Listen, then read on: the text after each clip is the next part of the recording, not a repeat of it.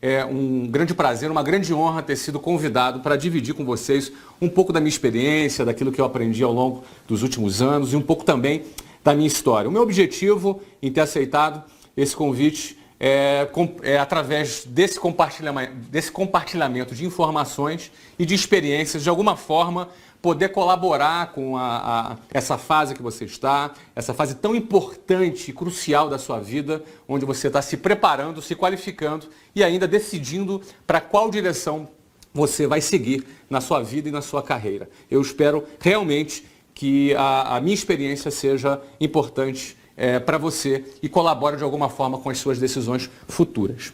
Bom, antes de começar a falar sobre a minha história, que é uma trajetória empreendedora, não é? Essa é a minha experiência profissional, ela está toda relacionada, quase que 100% relacionada a uma trajetória empreendedora. Então, antes de começar a falar sobre alguns detalhes dessa minha história, eu gostaria de compartilhar alguns conceitos sobre empreendedorismo que eu particularmente, a forma como eu enxergo o empreendedorismo. Eu gostaria de compartilhar isso antes com você. A primeira dessas características é que todo empreendedor, ele tem uma meta, ele tem objetivos, ele tem sonhos. Sem exceção, todo empreendedor, se a pessoa não tem meta, não tem objetivo ou não tem sonhos, você pode ter certeza, essa pessoa não é uma pessoa empreendedora. Bom, a segunda segunda característica que tem um empreendedor é que ele tem a coragem de assumir riscos.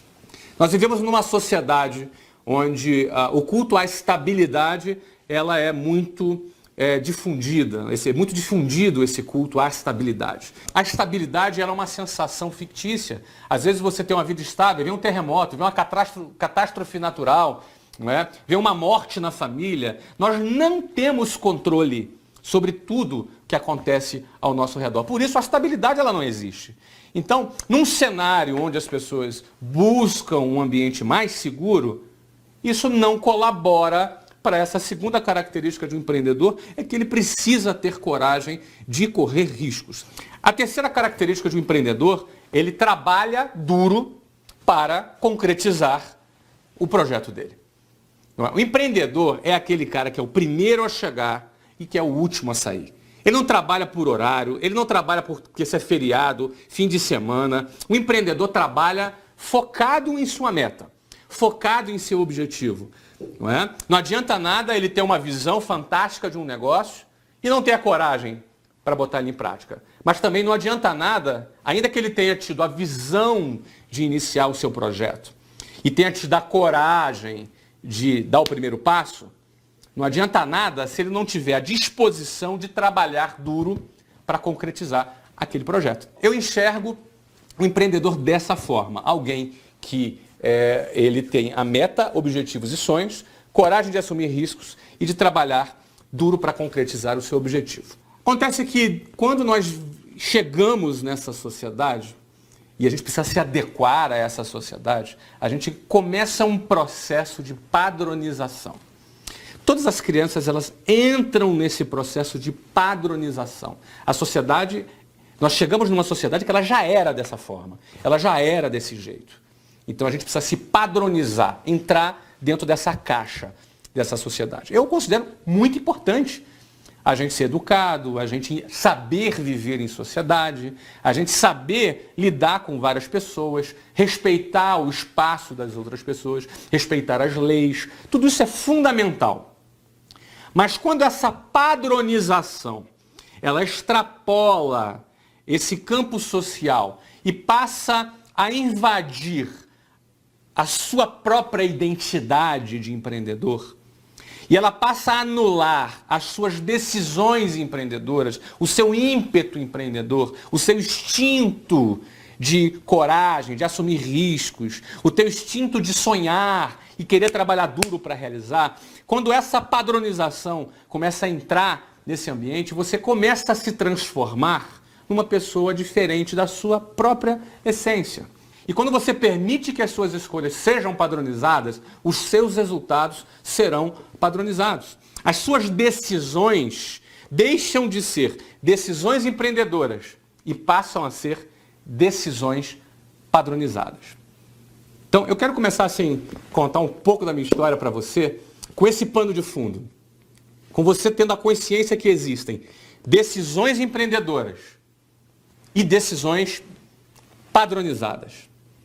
Quando a nossa vida ela passa a ser formada por decisões padronizadas, logo, os nossos resultados serão resultados padronizados.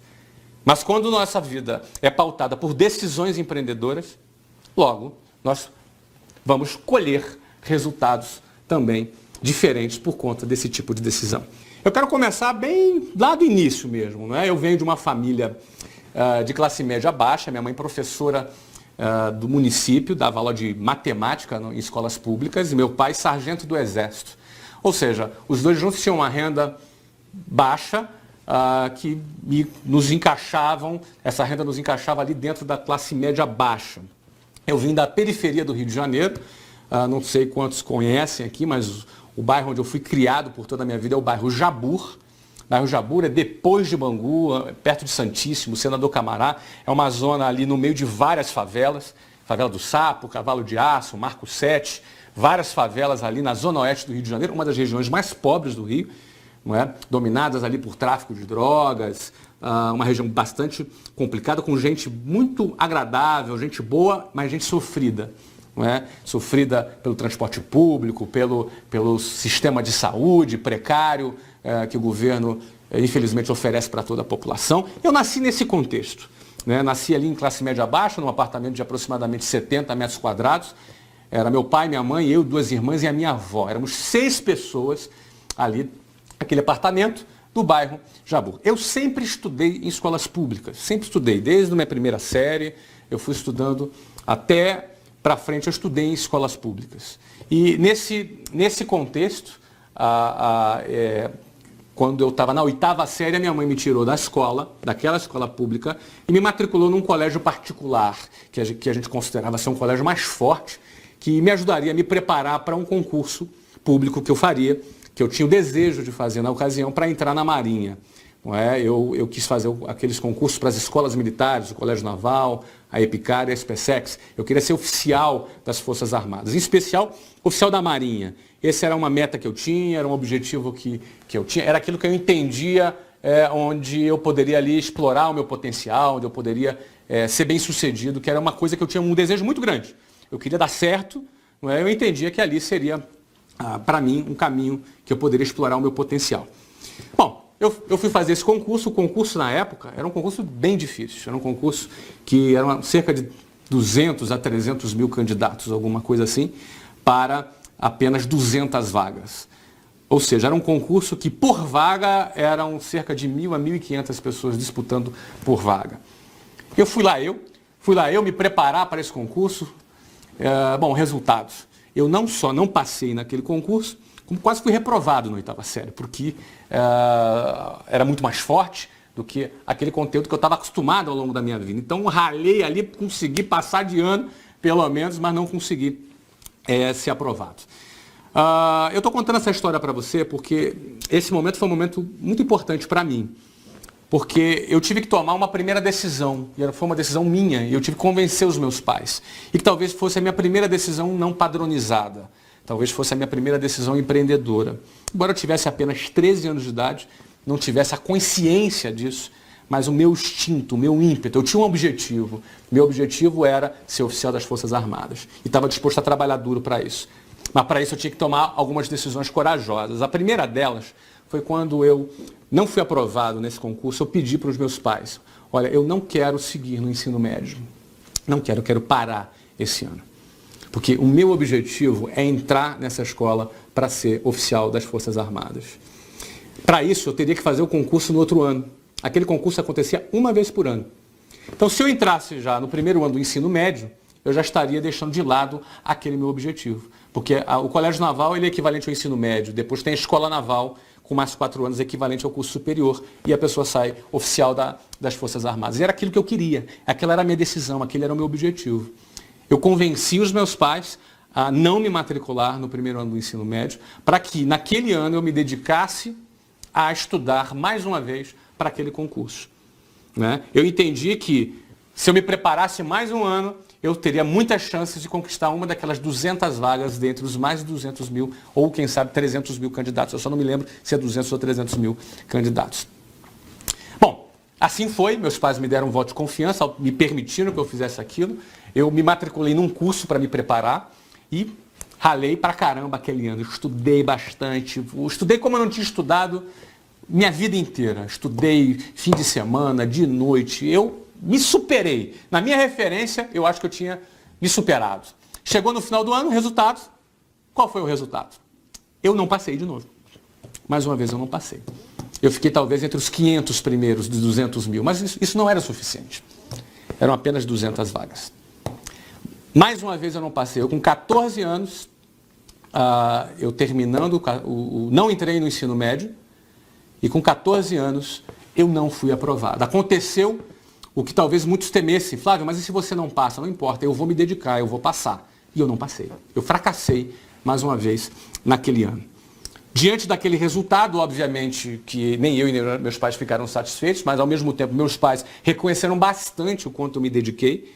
Talvez não o suficiente, mas eles viram o quanto, para um garoto de 14 anos de idade, o quanto eu tinha me dedicado ali naquele objetivo, mas eu não fui bem sucedido. Embora, tendo ficado entre os 500 primeiros, já foi um excelente resultado. O que eu fiz no final daquele ano? Eu falei para os meus pais, eu quero fazer mais uma vez, eu vou fazer mais uma vez esse concurso. Eu vou passar, no próximo ano eu vou passar. Ah, mas você pode então, se matricula no primeiro ano do ensino médio e você, em paralelo, você faz o curso e faz o concurso. Porque se você não passa, você tem pelo menos garantido aqui que você está no primeiro ano do ensino médio, para você não atrasar um ano na sua vida. Não é? E o meu conceito era muito certo, eu era muito convicto.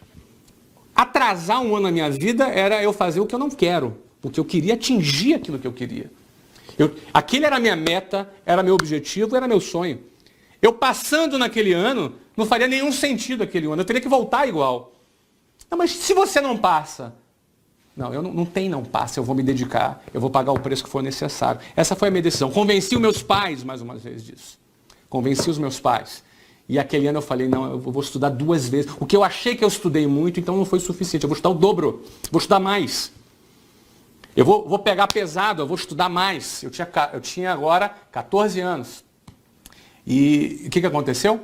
Eu comecei aquele ano, aí estudei mais mesmo, estudei fim de semana, estudei mais. E além de ter estudado mais, eu também já tinha avançado, já tinha aprendido, eu já estava mais tarimbado naquele concurso. Bom, o resultado ao final da minha terceira tentativa, não é, com 14 anos, virando o ano que foi 1988, eu entrei no Colégio Naval, fui aprovado nas três provas, fui muito bem classificado e fui aprovado e entrei no Colégio Naval.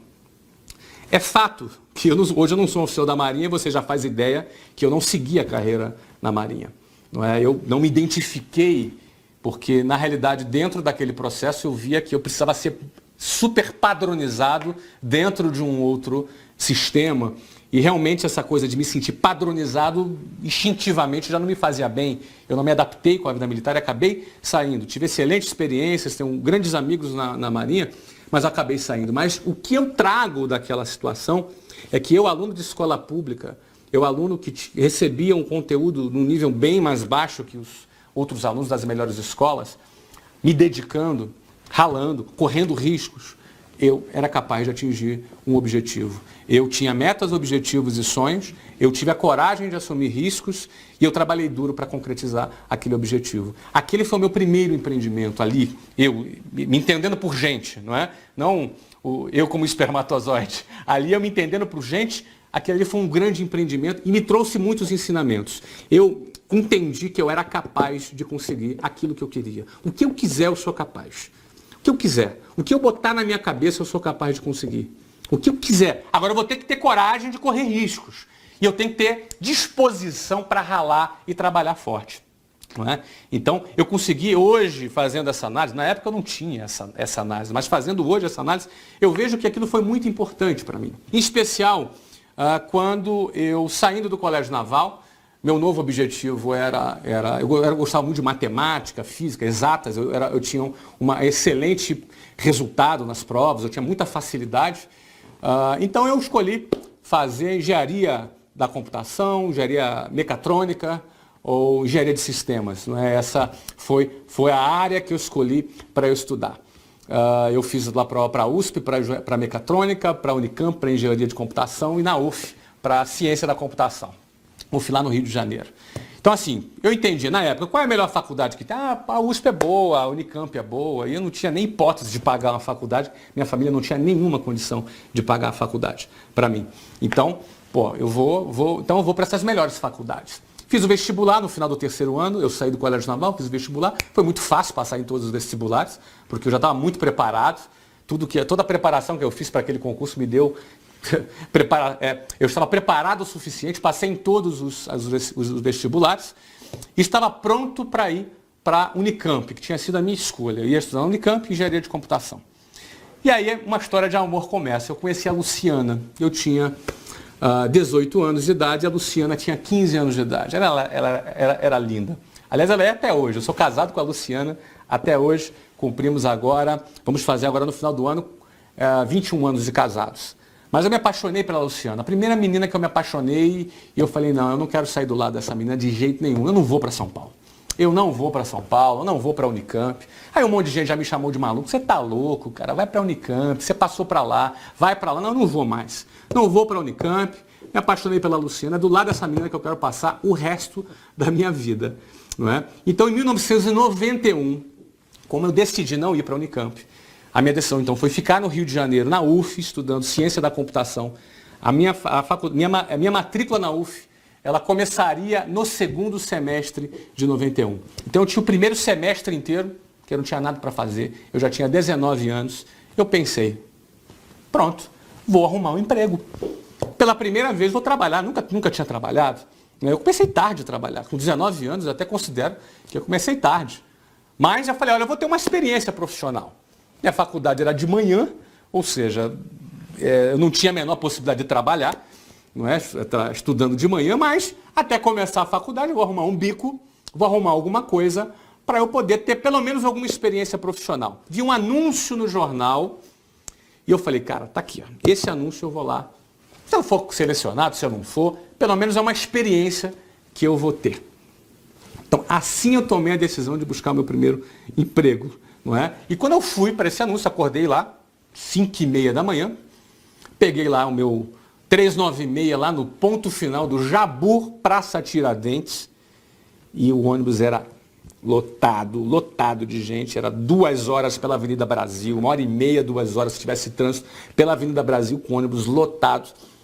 Lá fui eu para a minha primeira entrevista de emprego. Cheguei lá às 8 horas da manhã. Quando eu cheguei tinha uma fila de umas 200 pessoas na fila.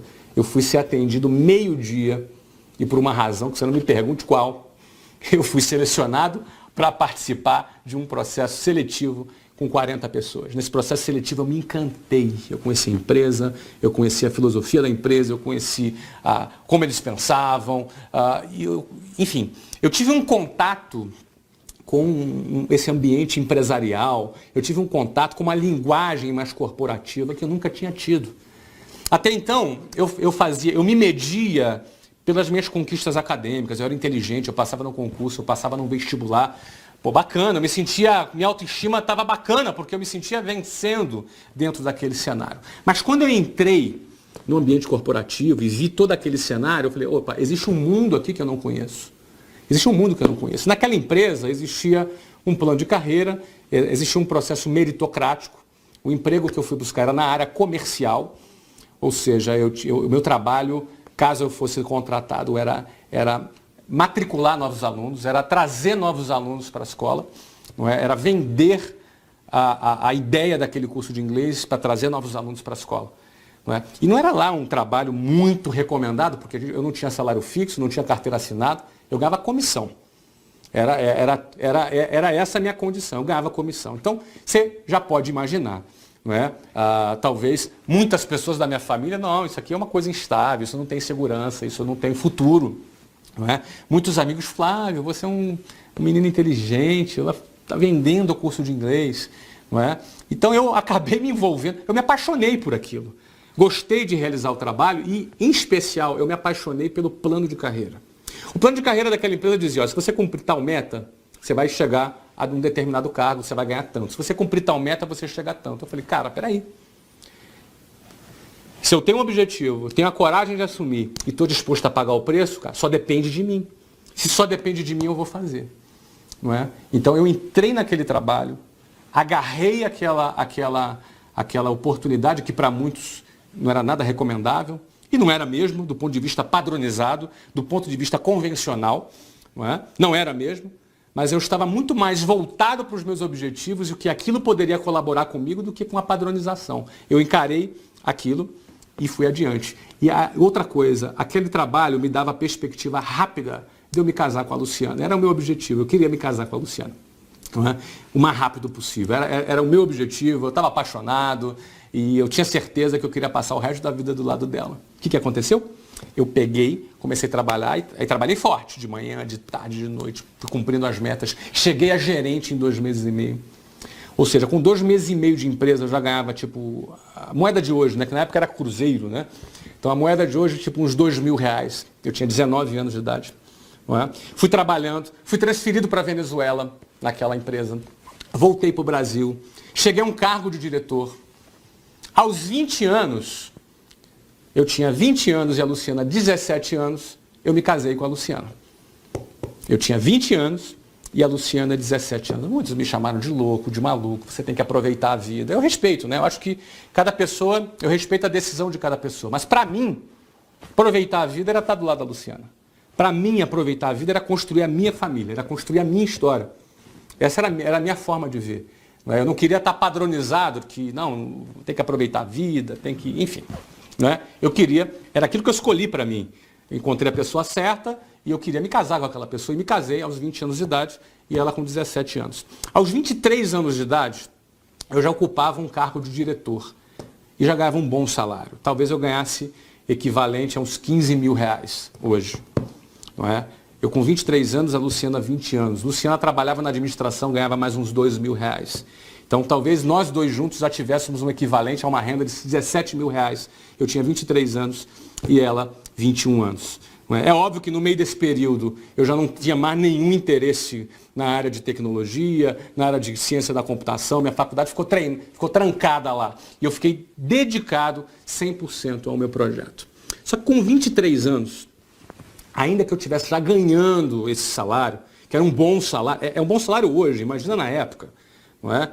Que já era um bom salário, eu já tinha uma vida mais estabilizada, eu já tinha um bom carro, não morava mais no bairro Jabu, morava já na zona sul do Rio de Janeiro, mais perto do trabalho. Ou seja, aos olhos convencionais, eu estava estabilizado, eu já estava numa situação melhor. Inclusive, muitas daquelas pessoas que no início me criticavam, que achavam que era loucura, que sai desse negócio, isso não tem futuro, já passavam ali. Eu já tinha 23 anos, casado, ganhando esse valor aí que eu falei para vocês, eu já passava já mais ser respeitado, mais bem tratado, as pessoas, realmente, né? Alguns até falavam, olha, eu sempre acreditei em você, eu falei, tá bom, não é? Então é sempre assim, não é? Mas uma decisão padronizada nesse momento seria o quê? Não, agora eu conquistei esse patamar, beleza, eu vou agora aqui manter aqui, né, minha situação. Não foi isso que eu fiz, não foi isso que eu fiz. Eu enxerguei que aquela empresa tinha algumas falhas, eu enxerguei que o produto dali tinha as suas limitações, não é? E percebi também que eles estavam tendo um resultado financeiro muito alto e não estavam dispostos a investir naquele processo. Além de eu achar que aquilo comprometia o futuro daquela empresa, comprometeria também o meu futuro. Então, a minha decisão foi simples, eu pedi demissão.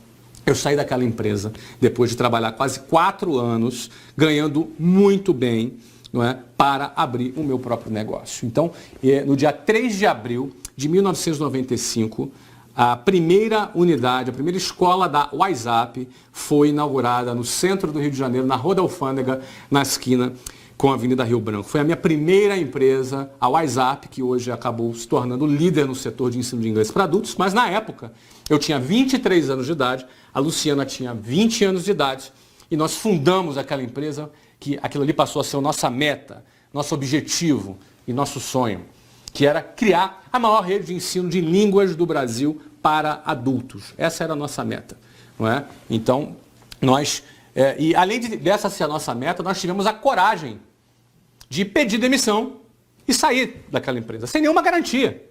Simplesmente nós pedimos demissão e saímos. Nós já éramos casados, tínhamos aluguel para pagar, tínhamos contas para pagar, tínhamos responsabilidades para pagar, mas nós tínhamos uma meta, um objetivo e um sonho e reorganizamos a nossa vida, reduzimos nossas despesas, peguei meu carro bacana, vendi, peguei um carro mais simples, não é? Então, reorganizamos a nossa vida para iniciar um novo projeto. Nós tivemos a coragem de iniciar esse novo projeto e eu me dispus a ralar, a trabalhar da mesma maneira que eu estudei para passar naquele concurso quando eu tinha entre 13 e 15 anos de idade.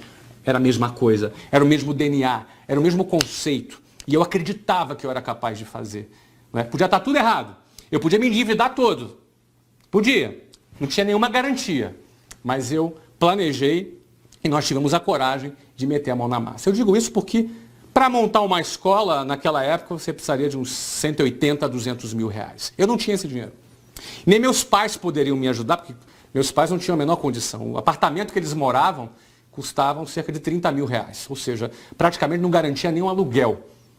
Não é? Então, eu tinha ali um desafio pela frente. Em primeiro lugar, eu tinha que alugar um imóvel. E o imóvel para uma escola, eu precisaria de pelo menos uns 400 metros quadrados bem localizados. Nós alugamos um imóvel na Avenida Rio Branco, ali na esquina na Rua da Alfândega, esquina com a Rio Branco, de 437 metros quadrados. Eu tinha que achar um louco que ao ouvir a minha história de um moleque de 23 anos de idade, que o cara acreditasse e alugasse o imóvel para mim. Você sabe que isso não é fácil. Até para você alugar um apartamentozinho pequenininho, te pedem trilhões de garantias. Eu levei muitos nãos. Levei não a imóveis, imobiliárias, que não deram nem atenção para mim. Até que eu achei um maluco, um louco, que ouviu a minha história, acreditou e alugou o imóvel para mim. Eu tinha um amigo que ia ser meu sócio e tudo que ele tinha que fazer era vender um Voyage, na época ele tinha um Voyage 86, era um carro já velhinho já, para ser o meu sócio. Uma semana antes ele amarelou, ficou com medo de perder o Voyage dele. Ele amarelou e falou, Flávio, não vai dar, saiu fora, eu fiquei sem dinheiro e agora o que eu vou fazer?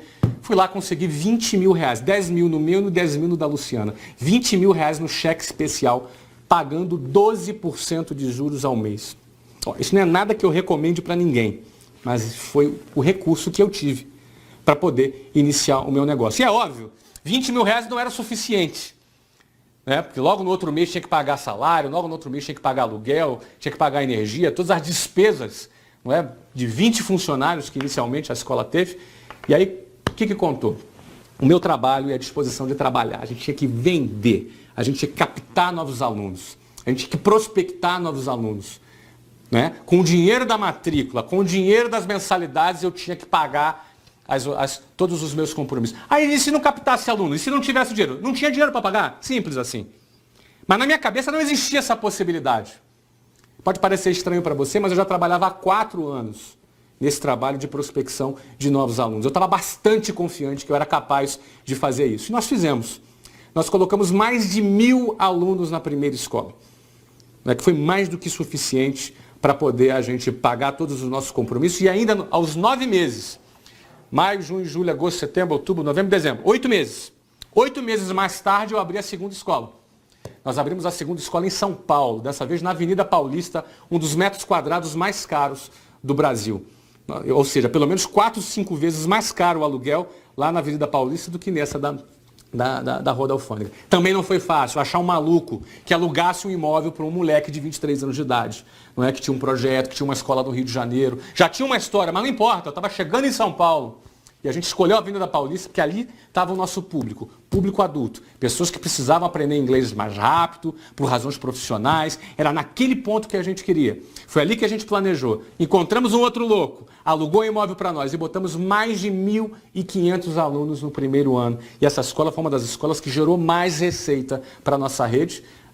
Nós chegamos a faturar $500 mil por mês nessa escola, que foi onde nós geramos caixa para a expansão da nossa rede nos 3 primeiros anos. Nos 3 primeiros anos, ou seja, entre 1995 e entre 1998, nós abrimos 24 escolas próprias. Eu e a Luciana abrimos 24 escolas. Rio de Janeiro, São Paulo, Goiânia, Salvador, Maceió, Belo Horizonte, Curitiba, Porto Alegre, enfim. Não é? Eram 24 escolas localizadas nas principais capitais do Brasil nos 3 primeiros anos de nossa empresa. Ou seja, foi um crescimento meteórico, rápido, um sucesso metodológico, porque nós trouxemos para o mercado um conceito de inglês para adultos. Naquela ocasião, as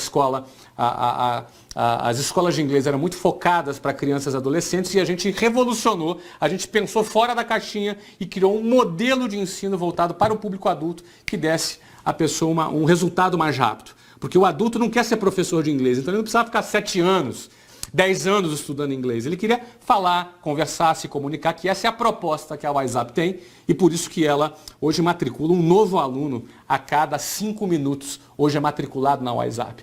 E nos anos de 2009 e até 2012, não é?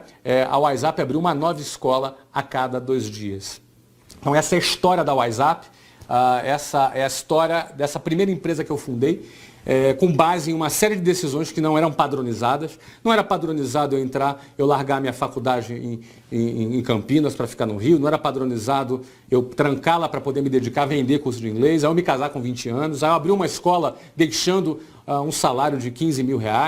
Não era padronizado a gente partir para abrir 24 escolas em 3 anos, ou seja, uma nova escola a cada 45 dias. Não é? Eu acredito que entre decisões empreendedoras e decisões padronizadas, a escolha entre esses 2 tipos de decisões é que vão definir que tipo de empreendedor nós vamos ser.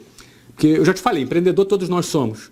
Todos nós somos empreendedores. Mas se nós vamos mais longe ou se nós não vamos tão longe assim, vai ser resultado do tipo de decisão. Se é uma decisão empreendedora ou se é uma decisão padronizada.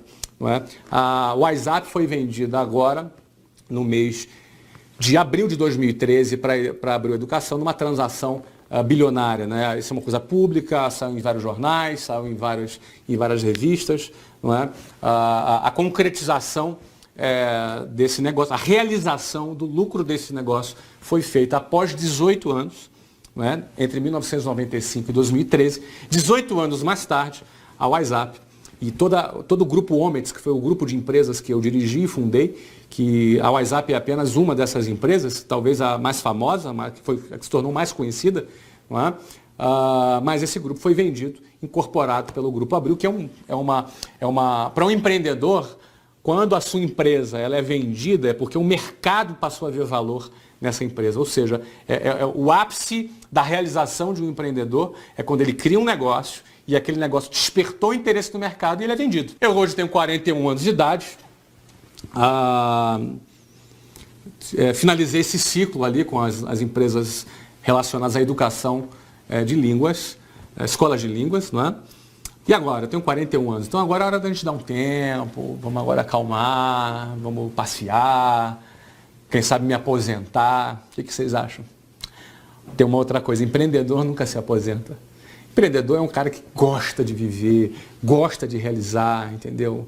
Ele não trabalha simplesmente por dinheiro, até porque já faz muito tempo, desde quando já a nossa empresa estava em desenvolvimento, não era já por razões financeiras, não é? Eu particularmente gosto muito de lidar com jovens, gosto muito de lidar com pessoas e acredito que a nossa experiência e o que a gente já viveu pode ajudar e colaborar com muitas pessoas. Então, não faz sentido agora para mim eu me aposentar. Então, eu já estou envolvido aí com alguns empreendimentos. Não é? Um deles, em 2009, nesse período, né, eu morei, além de ter morado na Venezuela e no Brasil, eu morei na Austrália também, morei nos Estados Unidos, Barcelona, e hoje eu moro em Londres. E desde Londres, de lá de Londres, eu comando os novos negócios que eu acabei me envolvendo nos Estados Unidos e no Brasil. Nos Estados Unidos, eu comprei um time de futebol. Não é? Eu gosto bastante de futebol, como todo brasileiro, e Orlando City Soccer. Se você quiser entrar lá no Facebook, conhecer, seguir a nossa página, nós estamos agora negociando a nossa entrada na MLS, Major League Soccer, que é a primeira divisão do futebol nos Estados Unidos. Eu falo futebol, é soccer, o futebol mesmo, o nosso futebol. Não é? Talvez muitos pensassem, nossa, o cara vai investir em futebol nos Estados Unidos, onde o mercado não é tão desenvolvido. Bom, pois é lá mesmo que o empreendedor quer investir. É lá mesmo onde o esporte não é desenvolvido, onde o empreendedor ele quer entrar. Lá nos Estados Unidos, um clube é uma empresa. Então, assim, muitas vezes me perguntam, cara, tu é flamenguista, por que você não investe no Flamengo? Eu não posso comprar o Flamengo, não é? O Flamengo é um clube, lá nos Estados Unidos os clubes são empresas. Então eu comprei um clube de futebol, nós estamos entrando na primeira divisão do futebol lá nos Estados Unidos em 2015. Vamos levar uma grande estrela brasileira para jogar, não é? E minha meta nesse clube, meu objetivo, o meu sonho é construir uma marca global de futebol. Assim como Manchester City, assim como Chelsea, assim como, enfim, como Flamengo, como Corinthians, como, enfim. Não é? Nós vamos construir uma marca global de futebol e onde dentro de um mercado onde atualmente, só para você ter ideia, os torneios nos Estados Unidos já têm 50% mais público do que o Brasil. Pra você ter ideia, a média do campeonato carioca nos estádios é de 2.300 torcedores por jogo. A média do campeonato paulista é de 5.000 torcedores por jogo. A média do campeonato brasileiro, que é o principal campeonato no Brasil, é de 12.000 torcedores por jogo. É óbvio que tem jogos com 50.000, mas na média, 12.000 torcedores por jogo. Lá no Brasil, aqui só para você ter ideia, lá nos Estados Unidos, a MLS tem uma média de 18.500 torcedores por jogo. Ou seja, a média de público nos Estados Unidos já é 50% maior do que aqui, no país do futebol, do Campeonato Brasileiro. 3,5 vezes maior do que o Campeonato Paulista, 9 vezes maior do que o Campeonato Carioca. Então, o futebol nos Estados Unidos está explodindo.